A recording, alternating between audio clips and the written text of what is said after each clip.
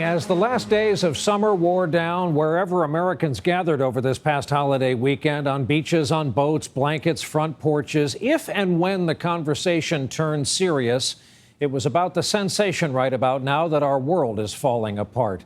The number of hotspots around the world right now is bracing. A lot of them, but not all, in the Middle East. A lot of them, but not all, have to do with radical Islam.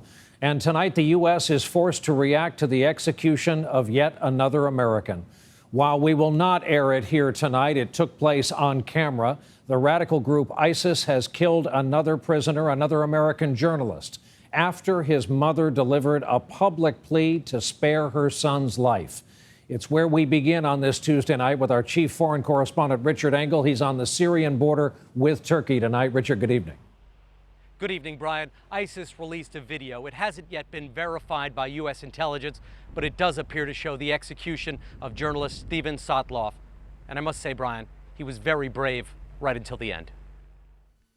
Steven Sotloff sat calmly as he waited to die. The 31-year-old reporter's voice never broke as he read a statement, a knife held by his throat. Sotloff's executioner appeared to be the same militant who beheaded American reporter James Foley 2 weeks ago. This is James Wright Foley. The same swagger, the voice, with the same heavy British accent.